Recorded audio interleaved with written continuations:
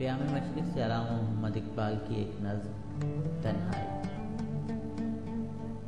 اس نظم میں علامہ محمد اقبال نے انسان کی ابھی تک کی ازلی تنہائی کو اپنے مخصوص اور دل نشین انداز میں بیان کیا۔ به بحر رفتم و گفتم به موجبی تابی، همیشه در طلب هستی چه مشکلی داری؟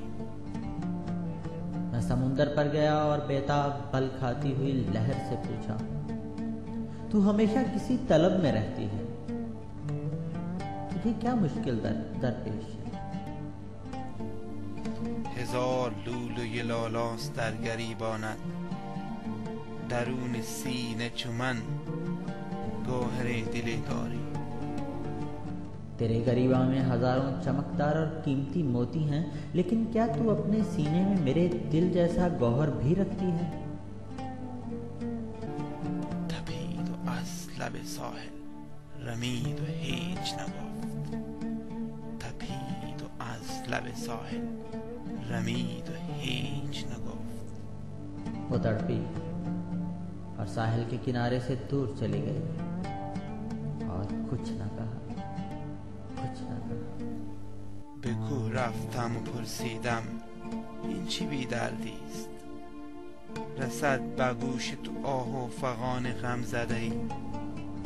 میں پہاڑ پر گیا اور اس سے پوچھا، یہ کیا بے دردی ہے، یعنی تیری اتنی اونچائی ہے، کیا کبھی تیرے کان تک کسی غم زدہ کی آہ و فغان بھی پہنچی ہے؟ اگر به سنگ تو لالیز قطره خون است، یکی در آب سخن با من ستم زده ای؟ اگر تیرے بے شمار قیمتی پتھروں میں میرے دل جیسا کوئی لال ہے تو پھر ایک بار مجھ ستم زدہ سے کوئی بات کر۔ به خود خزید و نفس در کشید و هیچ نگفت، به خود خزید و نفس در کشید و هیچ نگفت۔ وہ اپنے آپ میں چھپا، سانس کھینچی اور کچھ نہ کہا، کچھ نہ کہا۔ ره دراز بریدم ز ماه پرسیدم، سفر نصیبی تو منزلی است که نیست؟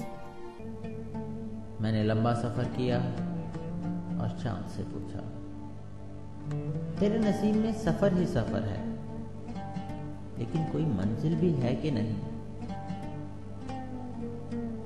جهان ز پرتوی سیمای تو زمن زاری، فروغ داغ تو از جلوه دلیست که نیست؟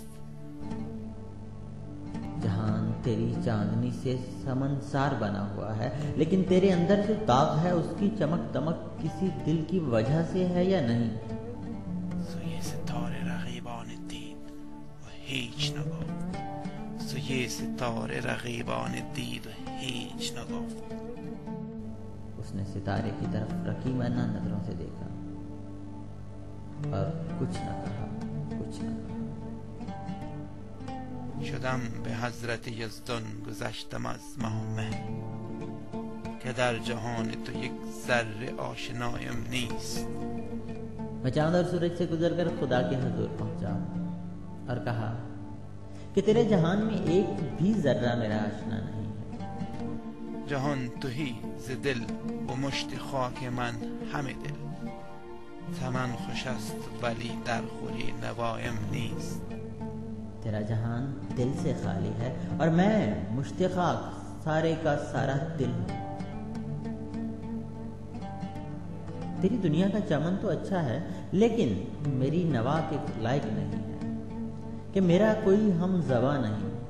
تبسم به لب او رسید و هیچ نگفت، تبسم به لب او رسید و هیچ نگفت۔